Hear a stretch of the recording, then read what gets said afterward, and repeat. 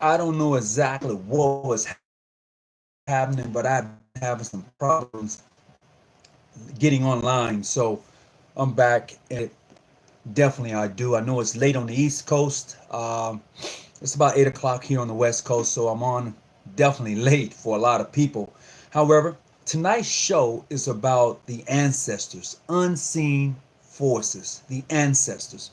Um, and I'm touching on this, and I'm going to tie it into Freemasonry in such a way that it may help you to understand a lot of things that take place compared to what we've been told um, in life. Some of us have been told that we should not engage in any witchcraft or even um, astrology. That's what we've been told. But tonight we're going to talk about unseen forces. We're going to talk about things that happens in our life, and we often ask the question, why? Wow, how did that happen? You know, in my readings, in the book Unseen Forces, it gave me a different perspective in my reading and understanding. Also, I would tell you, even when you read your Bible or your Quran, whatever book of faith that you may have, uh, we talk about things long ago and then we apply them to our life. And one of the things that well, not just one, but some of the things I definitely want to talk about is those unseen forces, those things that happens in our lives, and we often wonder why or how. We often call them angels. Well, my angels were watching over me. When who are these angels? Where did they come from? Well, what I've discovered in my own life journey, not only as a Mason, I okay, Presbyterian ministry, and some of you may be like, really? Yeah, really. I really am. I really am an ordained elder in the Presbyterian ministry. As a matter of fact, Presbyterian USA, believe that that is a predominantly um, white ministry. Yeah, I grew up Baptist. I'm just sharing some with you. Yes, I grew up Baptist. As a matter of fact, Baptist missionary. I'm from the South. I'm from was introduced to the Presbyterian ministry, and I kind of dug into it a little bit. It was interesting. So when I moved to California, that's what I ended up becoming part of. So tonight, once again, we're going to talk about uh, unseen forces.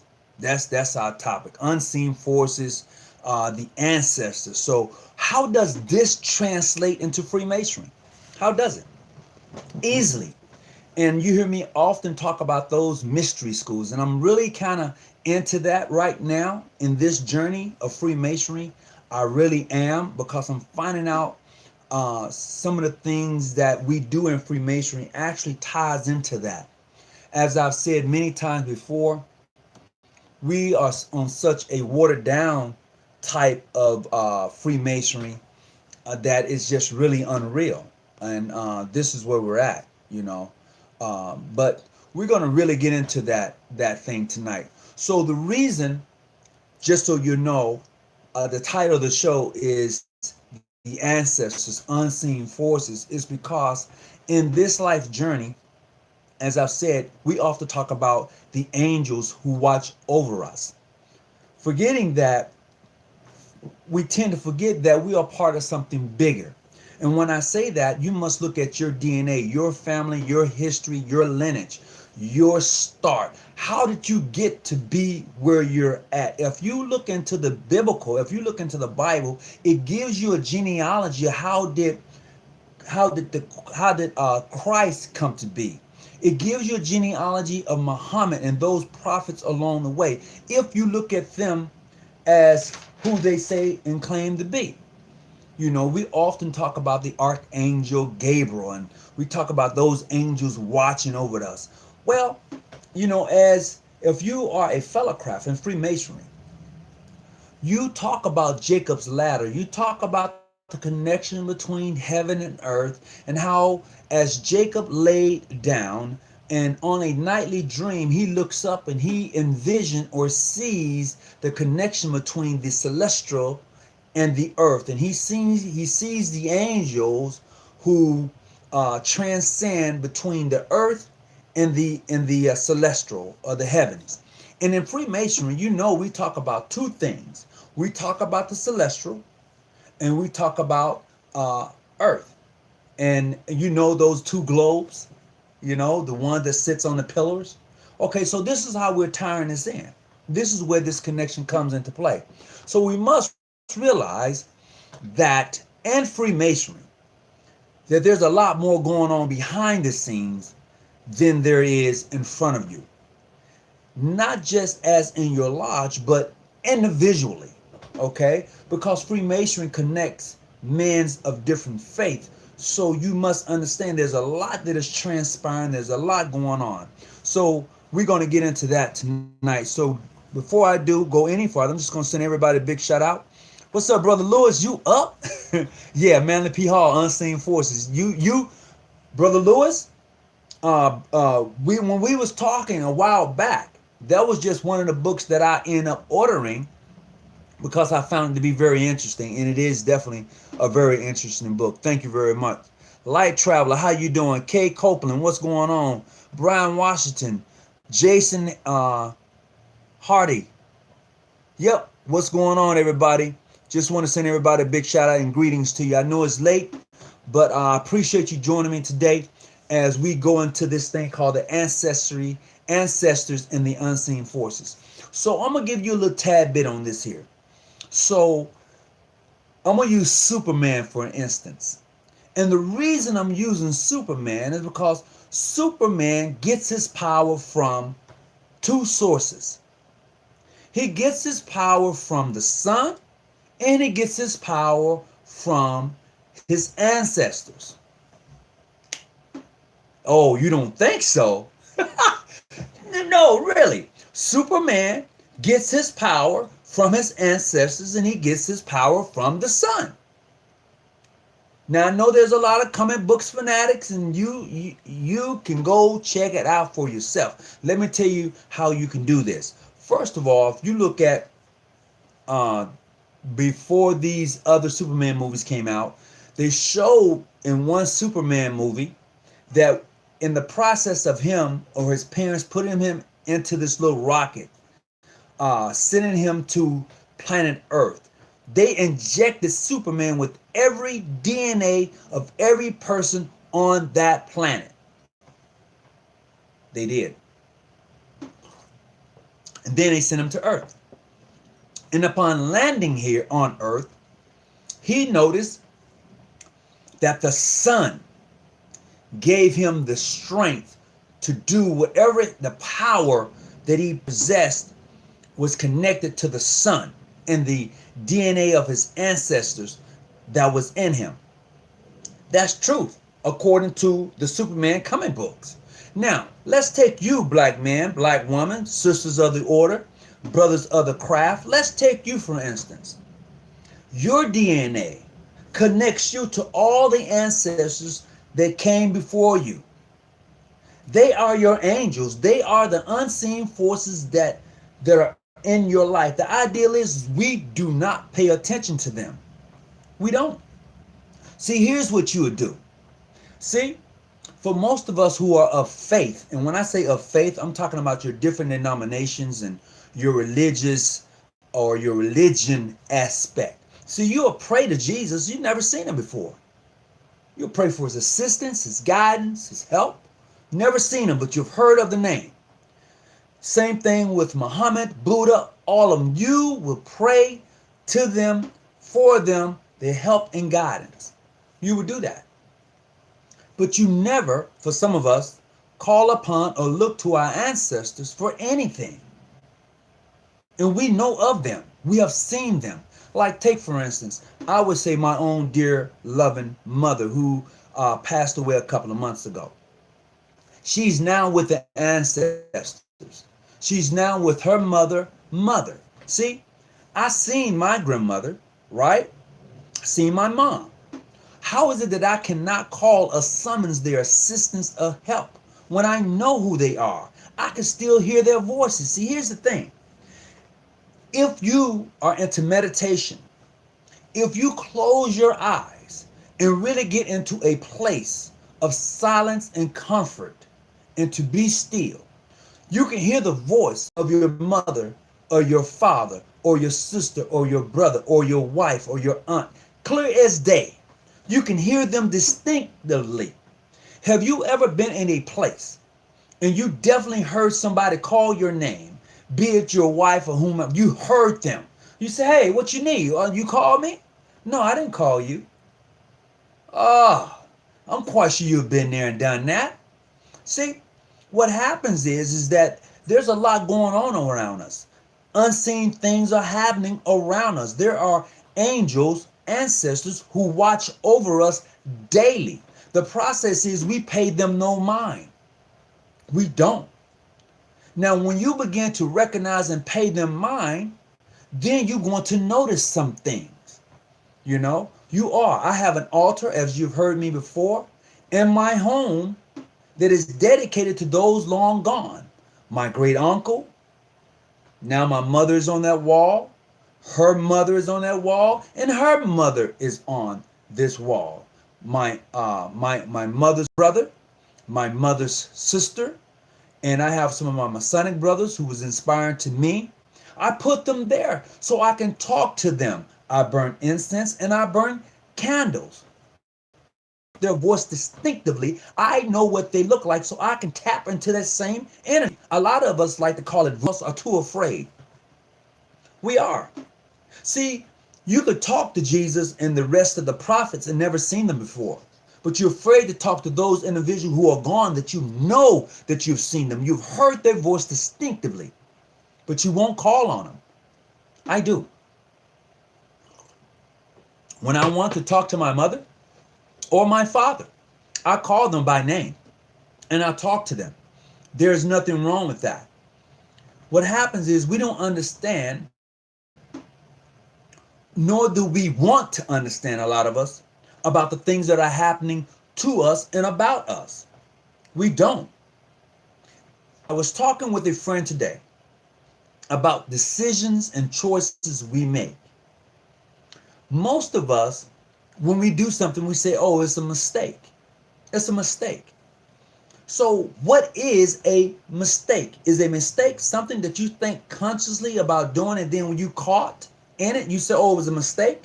Or is a mistake is something that you just do and then you realize you shouldn't have never done it? Something that you just do and then you realize you shouldn't have never done it. You don't think about it, you just do it. That is more of a mistake. But when you subconsciously think about something and then proceed to carry it out, that's no mistake when you get caught. You have thought it all the way out. It's called a choice. And we have choices. And this is the uniqueness about being a human. One, as a matter of fact, we are angelic beings. We are. But we don't know how to tap that spirit, that power that moves things. A few of us are able to do it, but many of us think that we're crazy. See, because if you are a Christian, it clearly says, according to the biblical, that Christ, the man, said that the things that you see me do, you should do. Was that literally or spiritually? Was it? I'm just saying.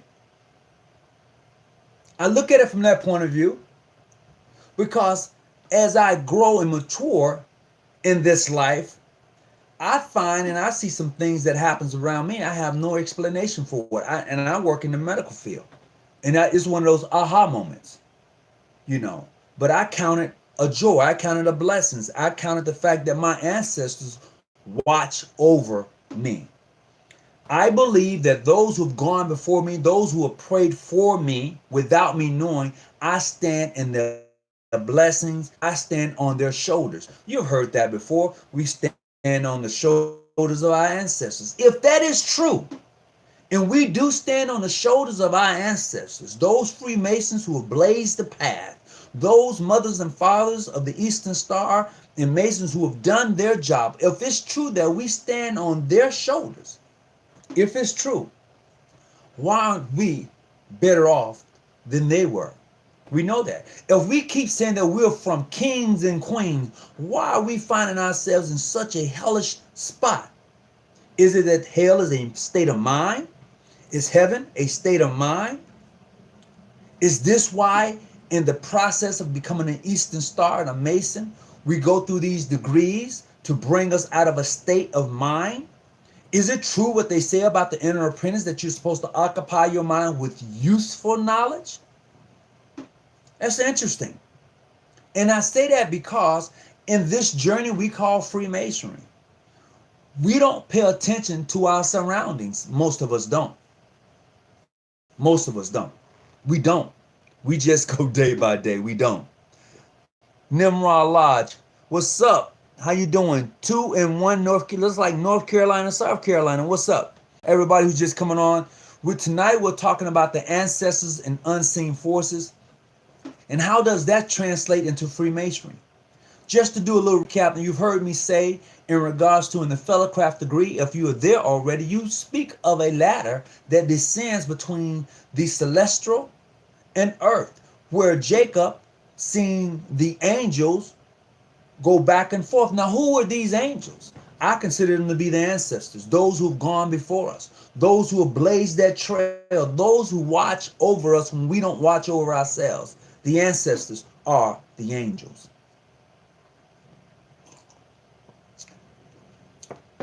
So, to share this with you, most of us, not all of us, but most of us who indulge ourselves in church, just to shed a little light on that.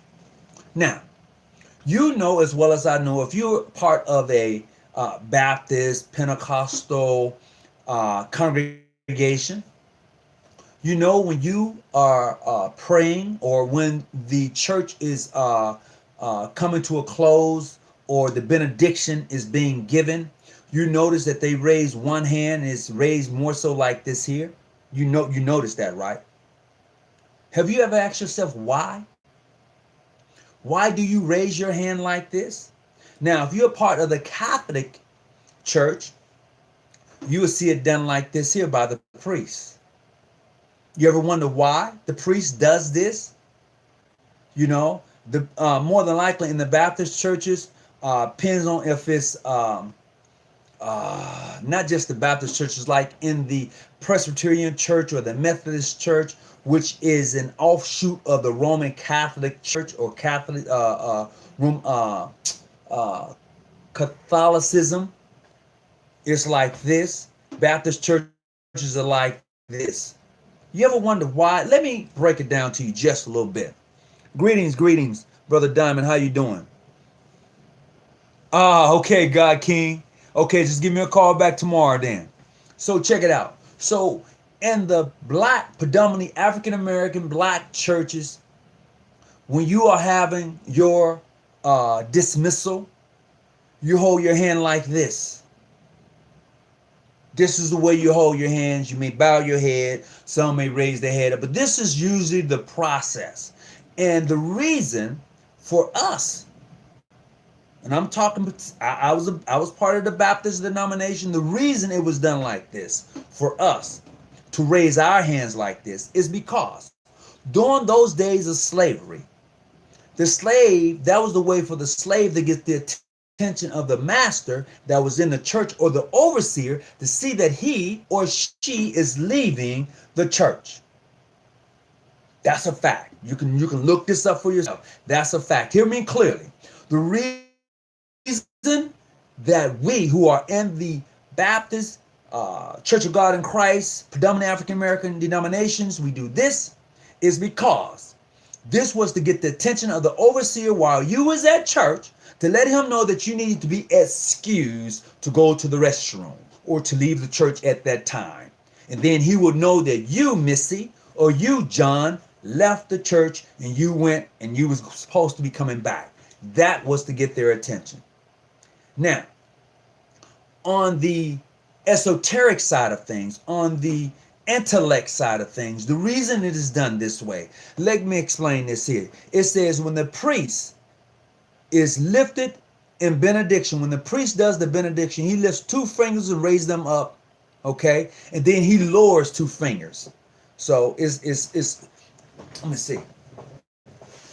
I don't know if you can see. Okay, so I'm gonna demonstrate. So if in the benediction, it is done like this. Okay, this is how it's done, just like this here. All right, one hand is up, one hand is down. All right, and I'm gonna tell you why it's done that way. The reason it is done that way is because the two lower fingers represents earth and water. Okay, the two lower fingers represents earth and water. So when it's like this, earth and water, okay, that's what it represents. All right, now the two, let me see, excuse me, two lower fingers represents earth. Okay, I apologize, let me reverse that. The two lower fingers, this hand here when it's down, represents earth and water. Okay, now the two that is raised up represents fire and earth. I mean fire and fire and air. The thumb represents the spirit. Okay, so when it's like this, okay, fire and air and spirit.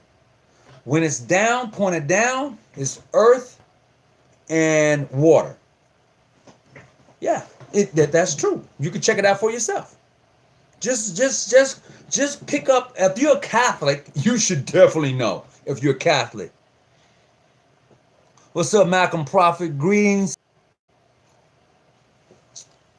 Greetings.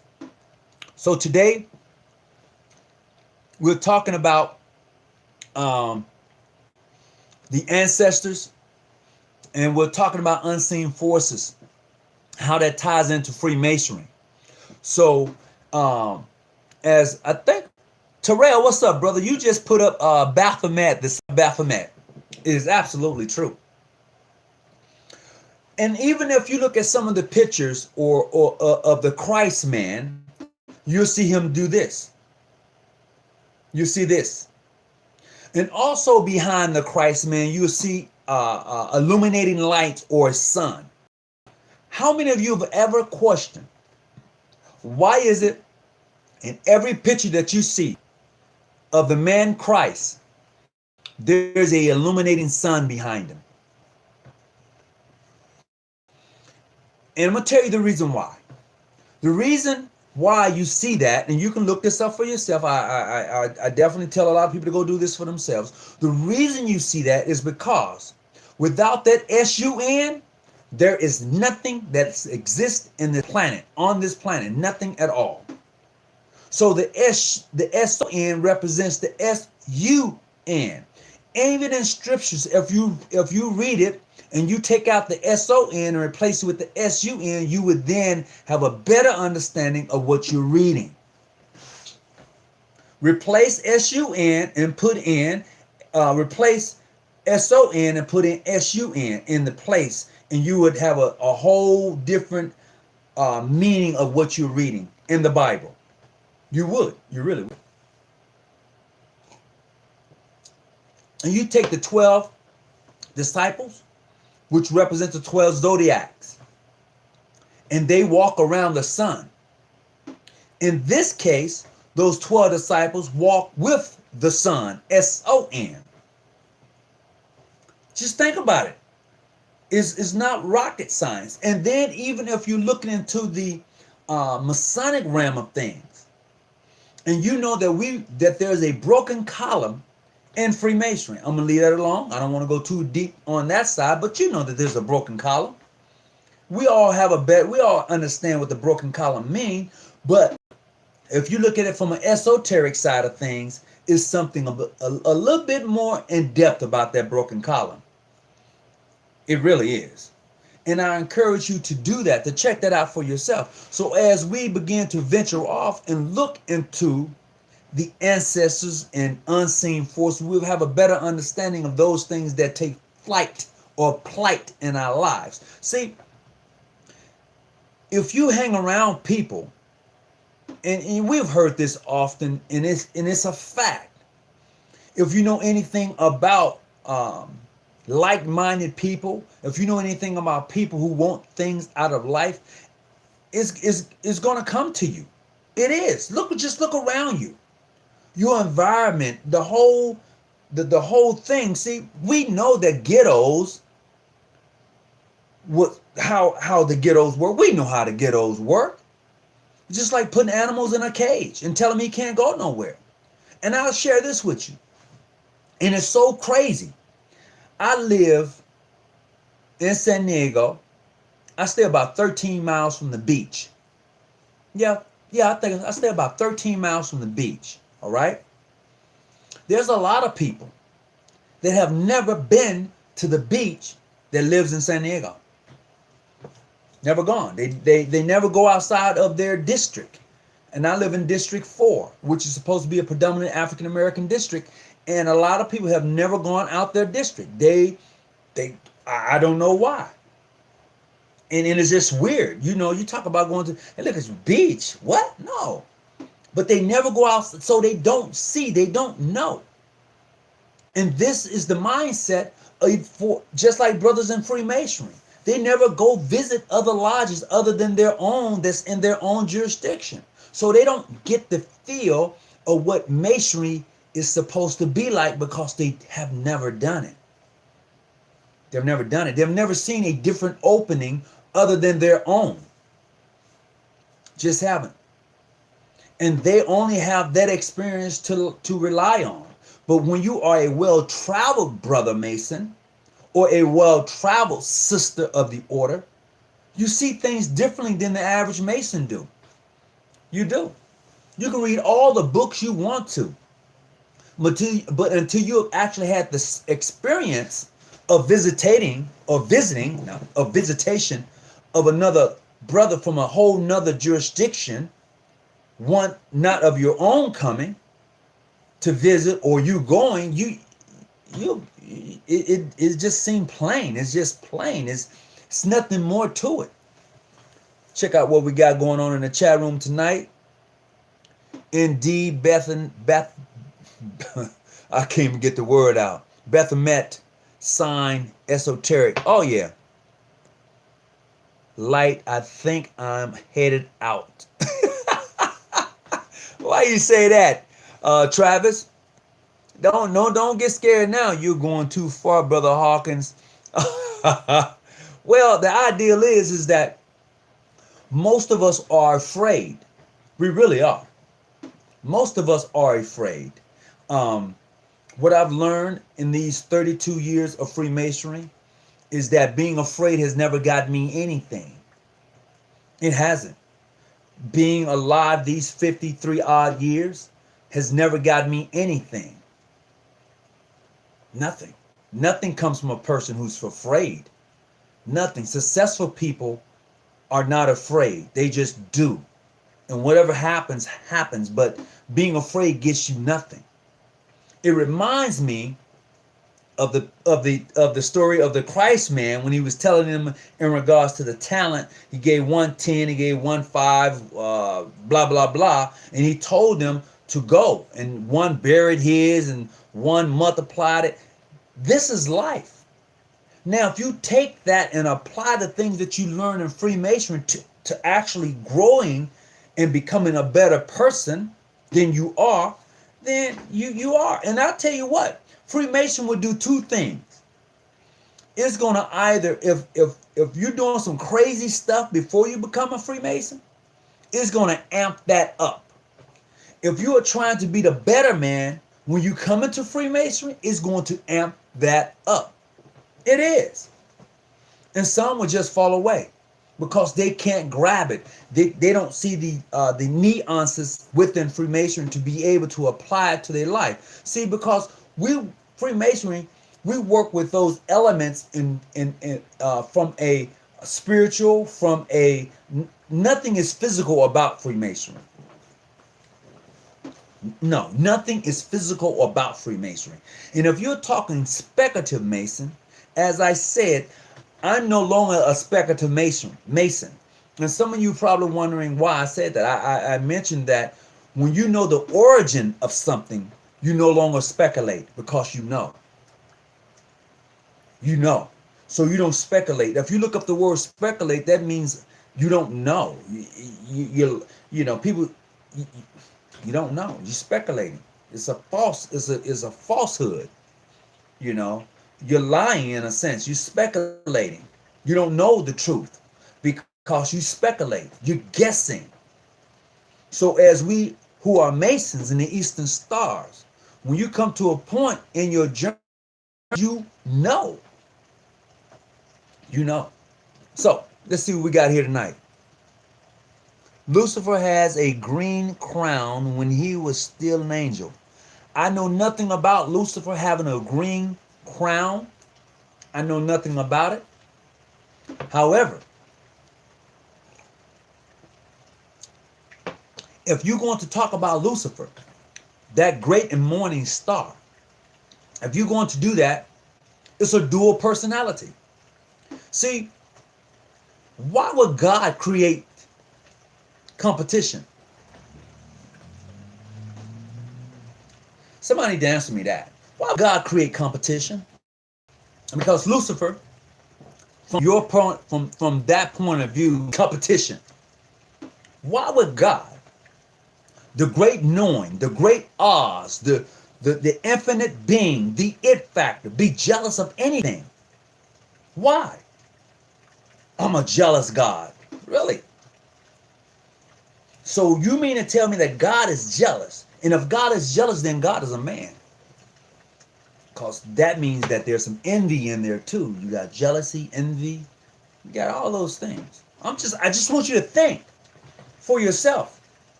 Not based on what I'm saying, but some things you should just go look at and find and seek for yourself. And when you don't do that, you base your knowledge upon everything else but your own. Just need you to think. Think for yourself. See, look at the word free and then look at the word masonry. If you take the word free, that means that you're able to think for yourself. Free. You're able to move for yourself. Free. You're able to go and come without restraints. Free means to have no restraints on you. I'm free. No restraints. Masonry, to build, to tear down, to restructure. Okay? That's what it is. You are a free Mason. But most of us are not free. And we damn sure ain't Mason. Because we're too hellish and trying to destroy other entities or other organizations. We are. Sometimes in the natural, we feel that we have exhausted all options. However, there is so much more power that we have access in the supernatural, and it starts with our ancestors or ancestors. Yeah, it does. It really does. But in saying that, we really miss out on the connections because most of us believe that when our loved ones transcend, that's it. That's it. Most of us believe that. They're gone. So you having a fit. I want to go with you. Please, oh God, why you take my, we break down. We go into the, oh, why me? They're not gone.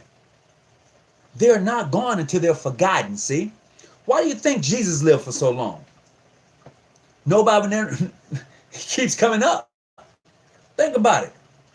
If you keep telling your children, their kids about your grandmother, about your mother, about their great grandmother, they will never die. Never die. You have the power to call upon your ancestors and to greet them and to talk to them like no other. But we're too afraid. We've been told to stay away from things like that.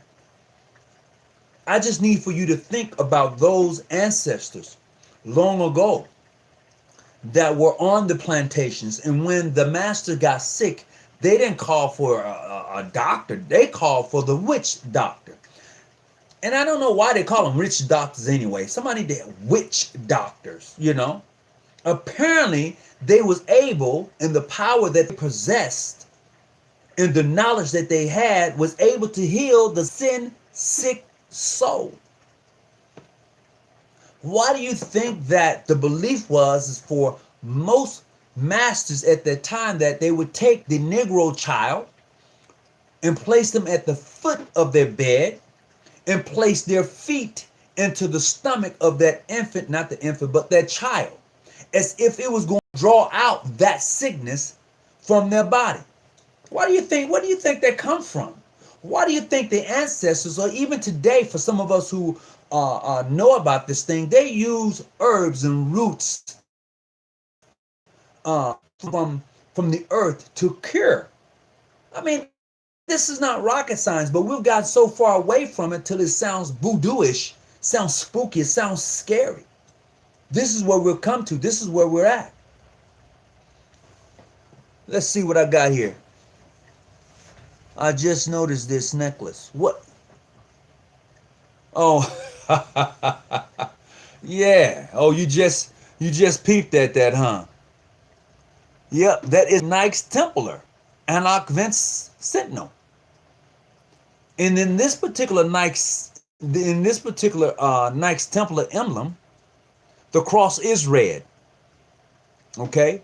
The swords are upside down. I'll explain that another day. Okay? So let's see what we got. Venus.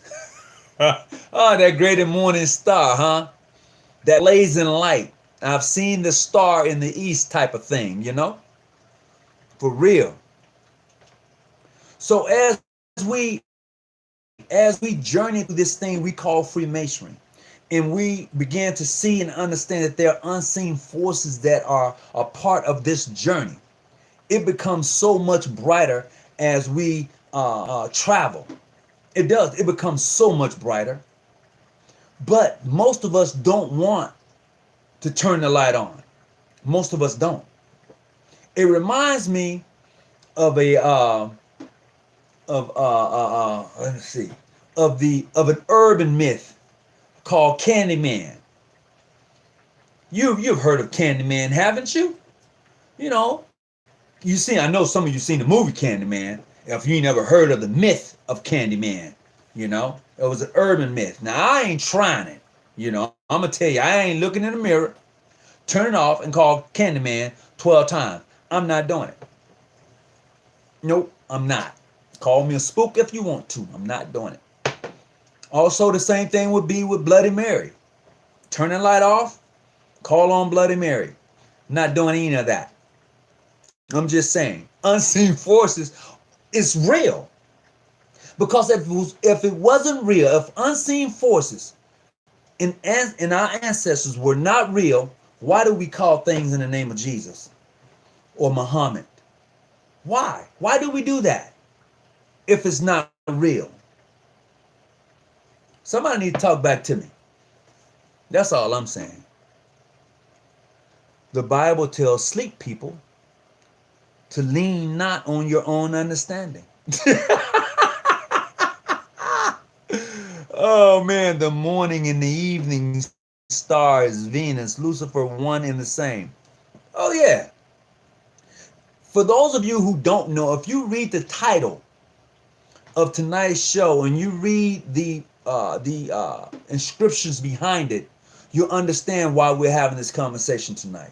Because it's not for the masses. This conversation is for like-minded people, people who see things from a different perspective, people who understand that Masonry is more than just this thing that you are a part of. This brotherhood is bigger than that. And if you are able to indulge in it a little bit deeper than where you're at, you would find things for yourself. You really would.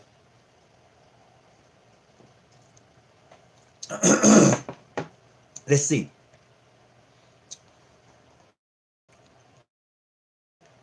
Oh, really? Your ancestors bring you money? Oh, brother, man. Ooh, wee. I've been told that. I wish we would open our damn eyes. People need to unplug. I'm gonna share this with you. For those of you who pay attention, see, Superman and Batman mother was named Mary and one was named Martha. Oh, y'all didn't catch that. Hear me clearly. If you go and watch the movie Batman versus Superman, you will find that Batman mother was named Martha. Superman mother was named Mary. Just need you to think a little bit.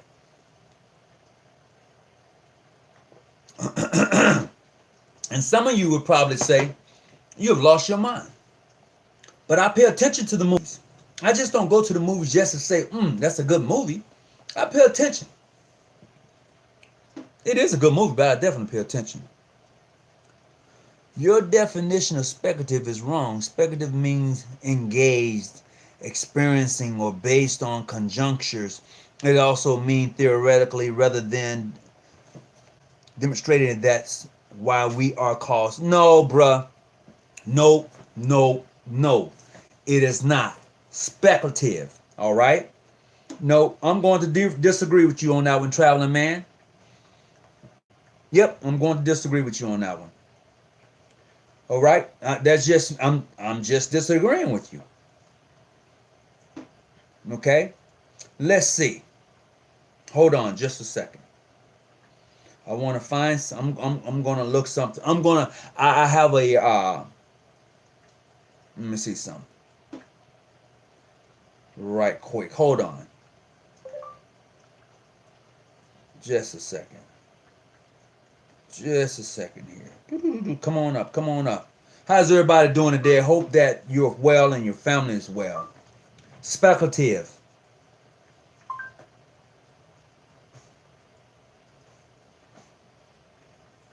Here's the definition of speculative. Engaged in, right? Or based on conjecture rather than knowledge. What might happen or be true rather than on the facts. See, you didn't add that in there. See, what you're saying is absolutely correct, traveling man, but you didn't add it all in there because based on what I'm reading, it says based on guessing or idea about what might happen or be true rather than on the facts. Speculative, okay? Telling or to think what might happen or be. So you only gave half of that. This is why it's important that even though you gave that, you didn't give it all. You didn't give it all, traveling man. You only gave half of that. And I looked it up right here. So that is not the reason I disagree. It's just my choice. That's why I disagree with calling myself a speculative Mason. That's me. Now you can call it what you want to call it. That's you. I respect that. But no, I'm not a speculative Mason. I'm not speculating nothing anymore. Gotta say his name 5 times. Oh man, you got it, brother. You need to stop. The slave master knew the truth about our culture, tradition, and spiritual power we had access to. Unfortunately, most of us have been reprogrammed to forget who we are. Know thyself. No doubt about it. Not doing that. Greetings, brothers. Hey, what's up, Charles? Sammy Davis Jr. is Candyman. Yeah, okay, all right, okay. He did sing the song, The Candyman Can. And as we continue to venture off into this thing we call Freemasonry, there is so much more to it than we perceive there is when we're dealing with the basic fundamentals of those things that are before us. The like-minded Mason, those who want to have a better understanding of the craft, really dig deeper. Those Mason leave breadcrumbs along the way because you will find yourself going into various doors using different keys. And you must understand that when you use a key unlocks a door. Okay? The symbol of a key unlocks doors. So as you travel, as you begin to Be mindful as you begin to be mindful of those traveling through these various degrees. You must take along a key with you.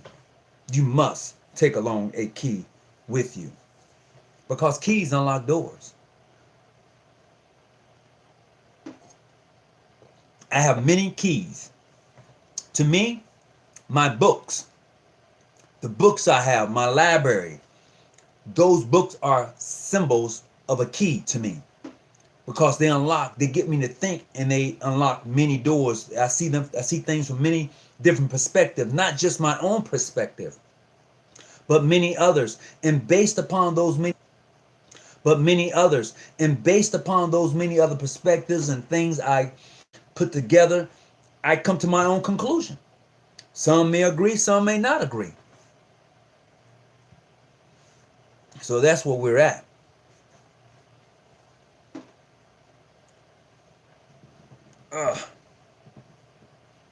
Sin. So that's that. Greetings, everybody. I'm just going traveling, man. Why are you always on here but never leave a like? Yeah, for those who are on the show tonight, I appreciate it if you can hit the thumbs up, like button. If you can share the video with someone, maybe this may enlighten them. Maybe they may want to be a Mason. They just might. I mean, I've gotten calls of people asking me, could they be Masons? And yes, you can be a Mason, you know. And I would tell you, whatever jurisdiction you're a part of, be true to thyself. Be true to you. You know, read for yourself. That's what I say. No, he's not PHA. 46 people on here, and I'm the only one that hit the like button. Thank you. Hit the like button. I need the like buttons. There's something about the like buttons that YouTube channels like. And, you know, hit it. Like it. I appreciate it. Pass it on to somebody else. Hey, whoever said hit the like button, CVRDO1, thank you. I appreciate it. The traveling man, leave. I don't get good vibes from you ever. Okay, so the traveling man is part of a mainstream jurisdiction. For those of you who don't know, he has two names, and I've had the privilege of finding out, you know, who he is through Facebook. And he is, you know, I mean, he calls himself the traveling man on here, and on the Facebook page he has another name. So that's who he is. I don't have that's how he operates. Mr. Hawkins, both of their names were, yeah. I will go back and I will double check that, okay? I will double check that. But in the movie, I'm not a real big deep comic book fan. You might just right. I won't deny that, but I will go back and double check for myself. But I could have sworn when Batman was saving Superman, and they had that conversation about their parents. One was named Martha, one was named Mary. So I'm gonna have to go back and double check for myself. I appreciate that. Thank you. Hit the like button. Thank you, Abraham, Isaac, Jacob. Whoa, my God. You gave your name. You got all of the ancestors: Abraham, Isaac, Jacob. Oh, you Jesus too, man. Who are you, brother? Oh yeah. No, you quoted exactly what I said after telling me I was wrong. I gave the number one definition. You scroll down to find other definition. No, traveling man. I never said. And you can play this again. You gave the definition, but you didn't give all of it. That's just like reading scriptures. You know how people pull things out of the scripture, but they don't give you the whole content of the scripture? This is what you did when you gave me the definition of speculative. That's exactly that's what you did. And yes, I read what the definition was, but I went down a little farther, and it gave me some other things that was added to that, which you did not do. So it's cool with me. Ain't no sweat off my back. This is why it's important, as I've always said, and I will continue to say this. When people give you information, go back and double check. Like the brother just posted. No, Batman and Superman mother was both named Martha. I'm going to have to go back and check that for myself, because I could have sworn that one was named Mary and the other one was Martha. You know, I may have to Google, YouTube, watch the movie again, just to be sure for myself. I'm not saying that that brother is wrong. I'm just saying some things in life you go check for yourself. You know, all nations whom thou hast made shall come and worship before thee, O Lord, shall glory thou name. Malcolm Prophet, what's up? Because traveling man is what you call an internet mason. Internet masons is a real thing among modern masons. Oh, okay.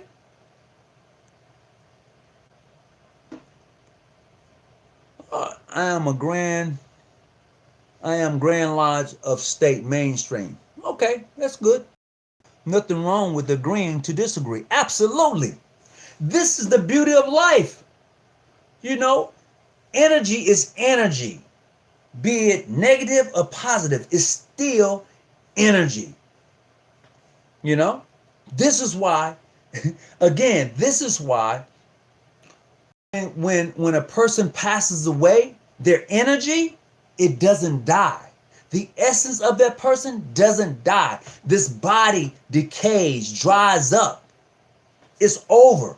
But the energy and the essence of that individual lives on in the cosmos. It lives on in you. I carry my mom's DNA. Okay? My father's DNA. His mother, his father's DNA. My brothers and sisters, it is all in me. And when you're able to grab that and understand the power that you possess, it's a whole nother world. It is. It's true. I don't care if you're black, white, Puerto Rican, whatever race you want to put, a title you want to put on it. Be whatever. But when you understand that your ancestors, that you carried those very beings, those very it factors, that energy with you, it lights out. It's over. This is why Christ was able to do the things that they claim was done in scriptures. See, you Christians, and I say you Christians, I said that. As I said before, you will be able to do and more. Why is that so hard to believe? Why is it so hard to believe that I'm a child of God? Why is it so hard? If I told people I was a son of God, why would that be so hard for them to believe? Why?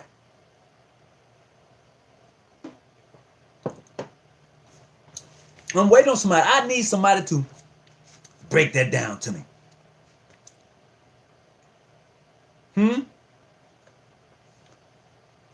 I really do.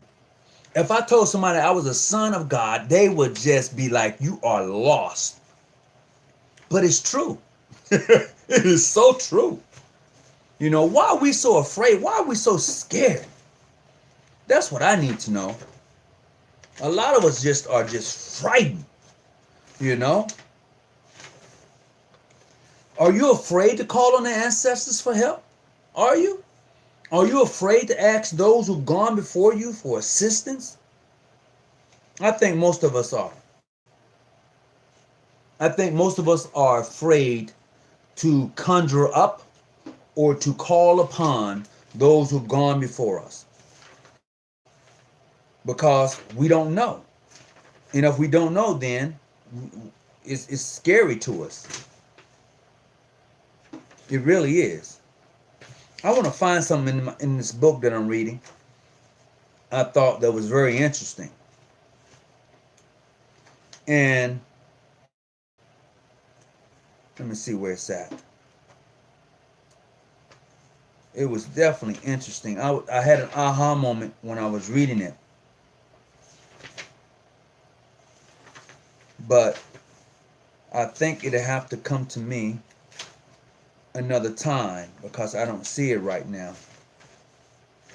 Hold on. I got another book.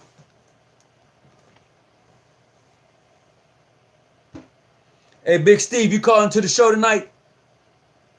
I wasn't, but what's the subject? Oh, okay. The subject tonight, we're talking about the ancestors. let me see, the ancestors and the unseen forces. And the reason that topic is tonight is because in Freemasonry and the Fellowcraft degree, we talk about that ladder that ascends from heavens to earth, where Jacob is Jacob's ladder, how he's seeing the angels from transcend from celestial to earth.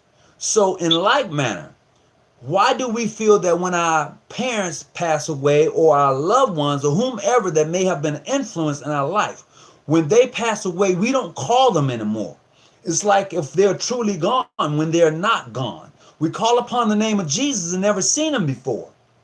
But we don't call our parents or our ancestors or anyone named that we've seen before. We don't tap that energy or their power, knowing that we have their DNA going through us, but we don't use it.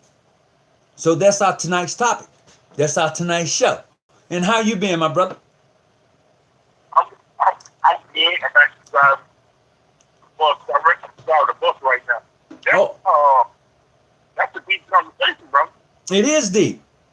It is deep because, and I'll say this, in scripture, and you know me and you have gone back and forth. In scripture, and I've been pointing this out, the Christ man said the things that you see me do, you should be able to do. But that sounds spooky to a lot of people. So they don't try to do those things. They don't try to raise the dead. And is this is what the Christ man was saying? Is it physical or is it spiritual? It's magic. Repeat that. It's what? Magic. It's magic. Yeah. See? Now, do you want me to elaborate on that? No, I'm okay with it. But yeah, elaborate on the fact that it's magic. Okay. Man is a living soul. Okay.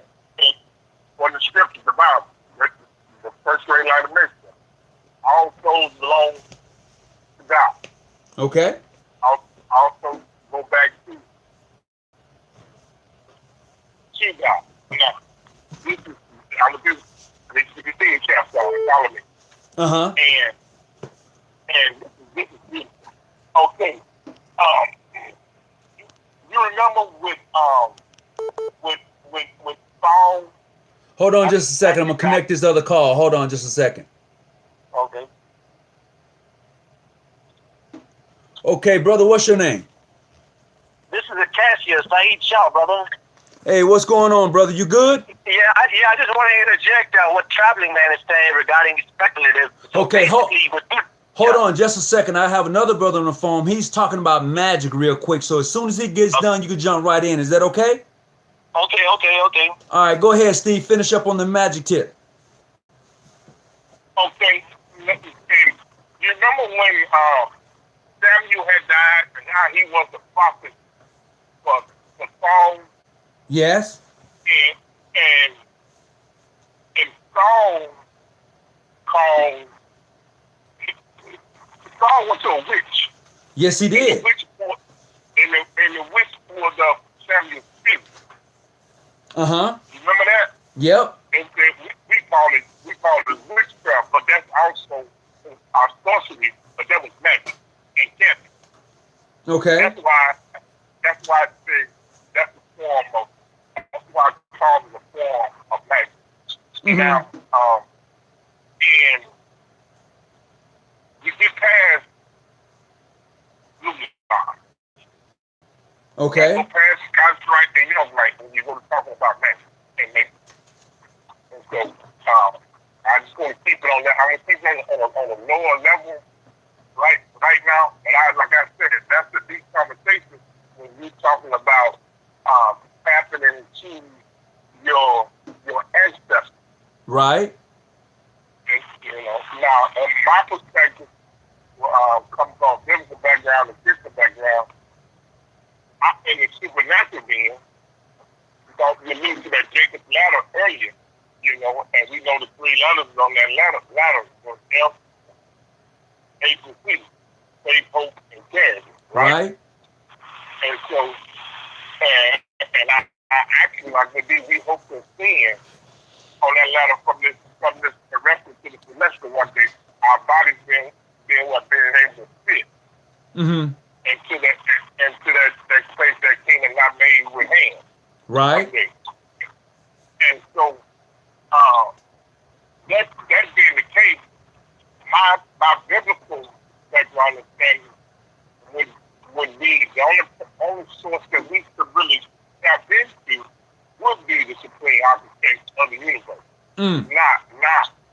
But I cannot ignore the fact, like I alluded to the story earlier, what Saul did at Samuel, how he went to the witness, he pulled up that spirit.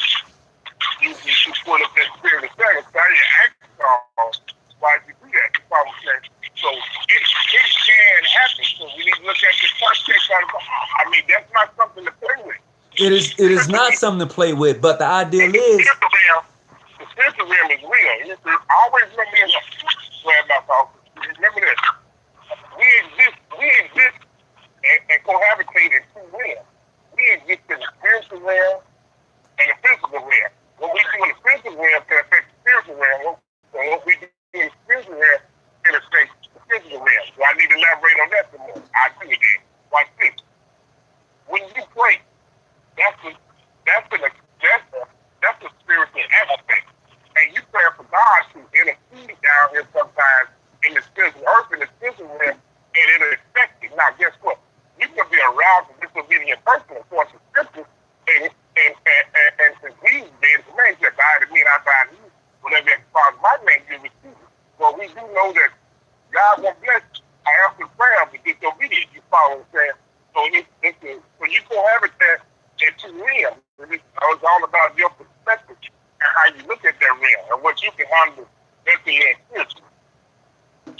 You know what? We're gonna tap that on another show. And the reason I say we're gonna tap that on another show, because the question I'm gonna ask is, does God answer prayer? And I'm gonna tell you why. That show is gonna be based upon the Enter Apprentice when he comes into the Masonic realm. And he's called to kneel and pray. That's gonna be a great show. That's because of you, Steve. Now I have the other brother on the line. What you gotta say, bro? Yeah, I just want to interject something, brother, regarding the speculative issue that is going on with you and the traveling man. So I believe you said something, you gave a definition of speculative, and then traveling man came out. Basically, you gave a definition of speculative out of some Masonic book. So I have many Masonic books that have different definitions of speculative. Definition of speculative. So what he did was he Googled it. Basically, he typed speculative and got a dictionary on Google and gave you the definition, saying that is the definition. No, that is a definition in dictionary. There are many definitions of what speculative is. That's all I wanted to say, man, bro.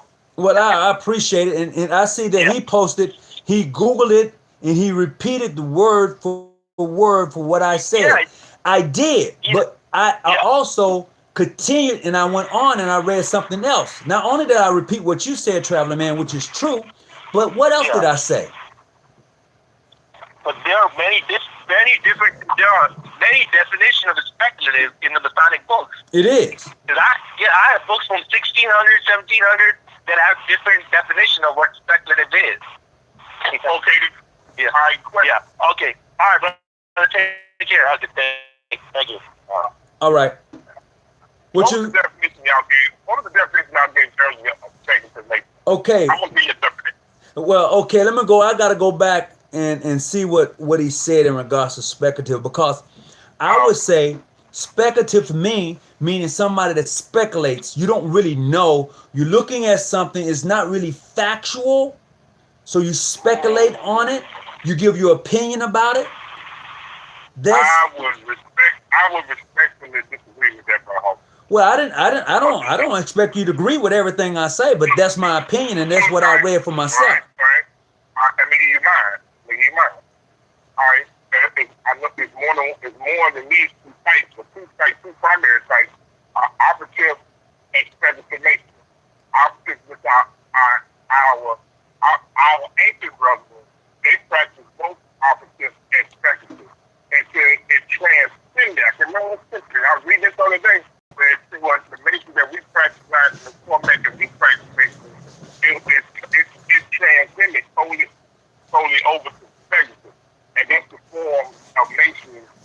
Uh-huh.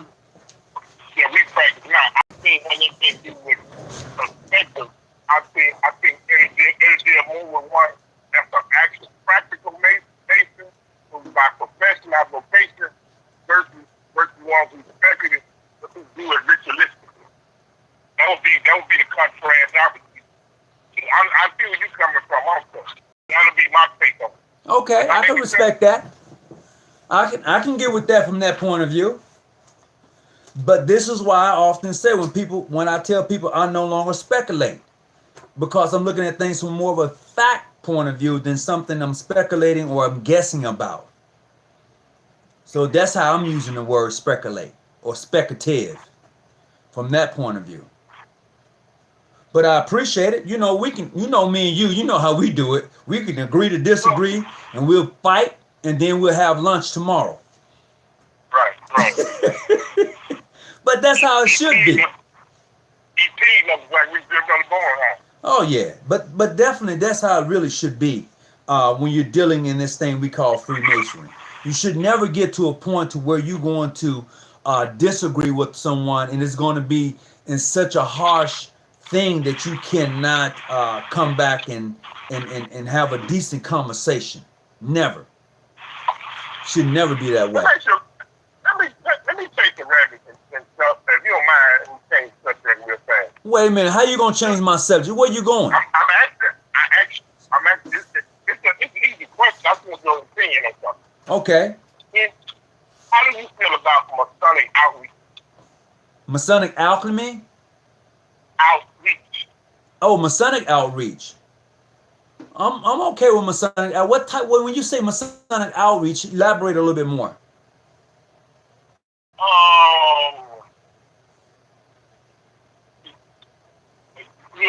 First grade, trying to grow your local lodge, or grand chapter, local chapter, outreach, in different forms of it.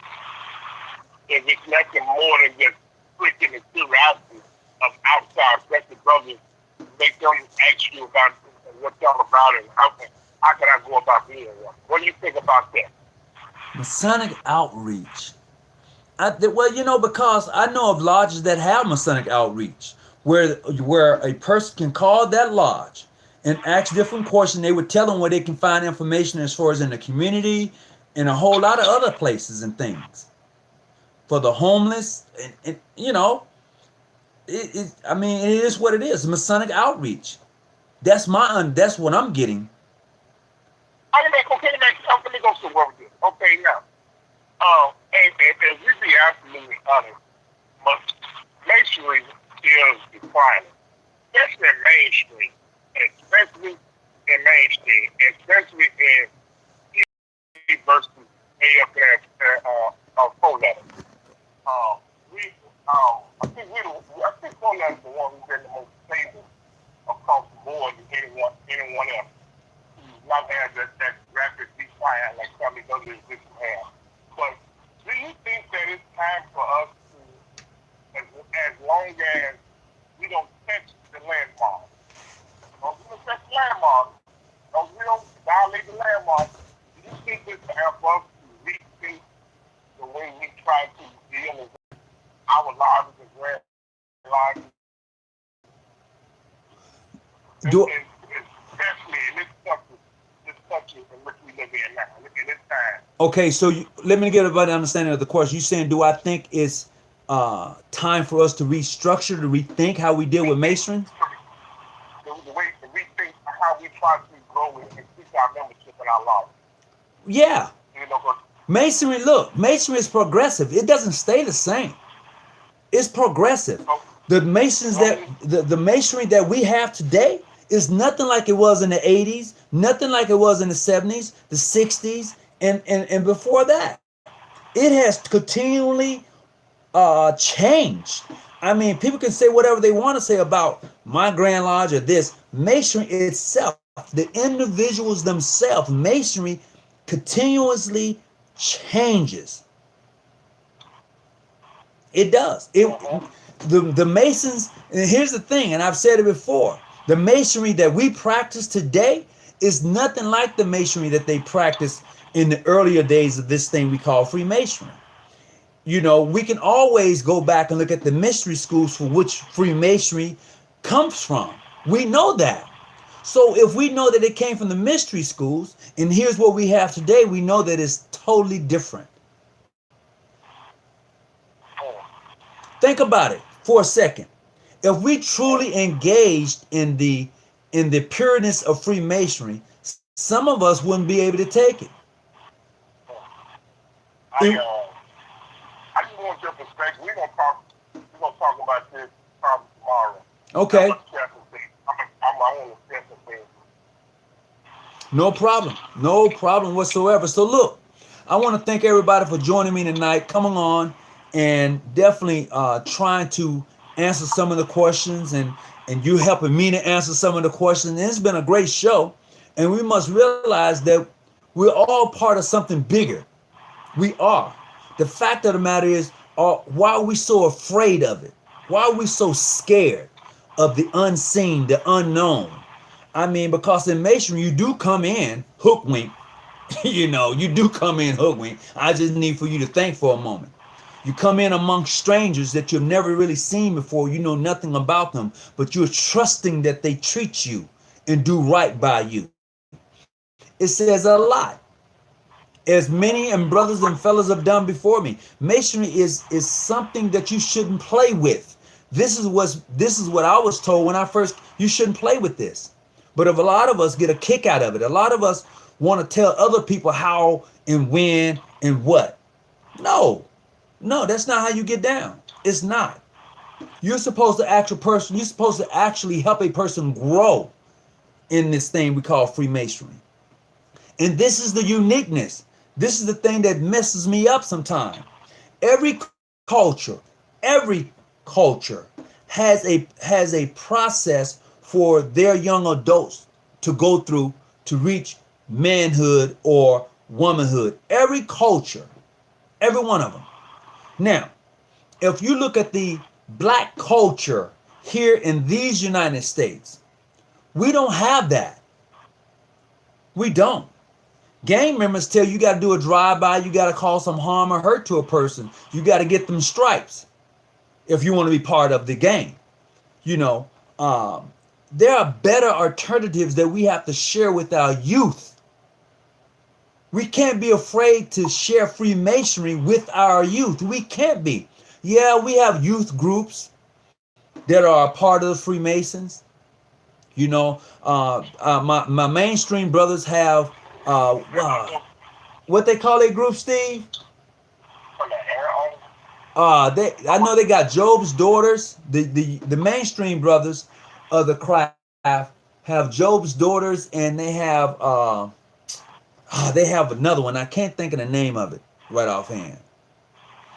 And I know that in the jurisdiction we have what you call lily of the fields, gleaners. They're gleaners, okay? But we as the black community of Masons need to really consider in using this thing we call Freemasonry as a rite of passage for our youth. They need something, and we have it, but we want to hold on to it and we want to fuss about it. We have something that can really, really enlighten our youth and take them to a higher level of knowing thyself. That's me. That's my opinion. Because once upon a time, and I know this is not necessarily on the subject of tonight, but I'm going to tie it in. Once upon a time, our ancestors, those who have gone before us, who fought the battle during civil rights and during the time of trying to be the man or the woman, they fought that fight. But what happened along the way, it was not passed down because we thought we won. And this is why we are where we are right now, because we thought we had won something and we didn't. We didn't win anything. As a matter of fact, there was a knockout and we didn't realize we was knocked out until the 80s. I'm just saying. I mean, I've been around for a little while. So I'm looking at it from that point of view. I mean, we've asked for jobs. We ask for justice. That's all we do is ask. I'm just saying. And I know that's off the subject of tonight's show, but it's something to think about. So look, Steve, I'm finna get ready to break off, man. I hope everybody's gotten something from this show. Oh man, there's just so much more I love to share with you, but you know, yeah, go ahead. Okay, I'll do that. I'm gonna read some of the comments real quick. Traveler Man said, Tony, I gave you the number one definition. It was number one for you. It wasn't number one for me, that Traveler Man. See, we got to stop putting people on the same level in the same construct. What may be right for you is not necessarily right for me. The way I save my money and the way you save your money are two different ways of saving, but you're still saving. So the number one answer that you gave for me was not. It was for you, Traveler Man. Well, he said the definition explains why we are called speculative. We act out what is demonstrated by operative Masons, the very definition I read. I didn't disagree with your definition. I just said you didn't read everything. You didn't read it all. You know, he didn't. And I have to really scroll through it to give it to you there, Brother Steve. All right. I'll go back. Yeah. So I'm just going through it here. Oh, Larry Diamond was about to put you off, Steve, because he said that is not the topic for tonight's show when you wanted to change it. So my administrator was checking you. My administrator, boy, they don't play. He was like, that is not the topic for tonight's show. And I appreciate him pointing that out. Yeah. Yeah, you did. I appreciate that.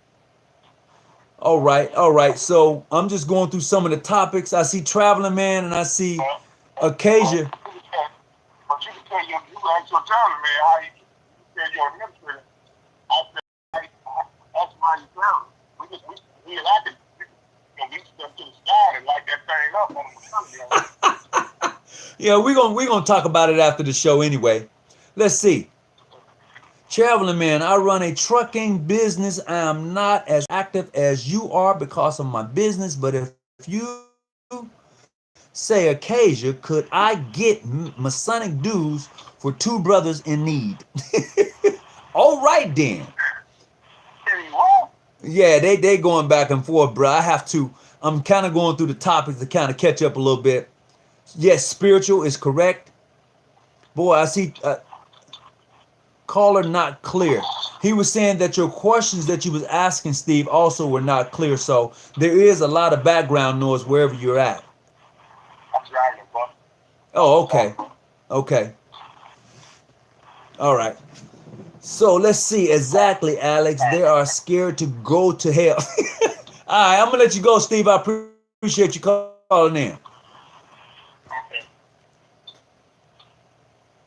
So that was Brother Steve calling in, man. So let me see what I got here. He said, Brother Terrell said, I literally have to God, yes, prayers got answered. Exactly, Alex. They're scared to go to hell. Oh boy, y'all have me cracking up. Oh, just going through some of the comments tonight, man. Wow, woo. Y'all even got my administrator laughing out loud.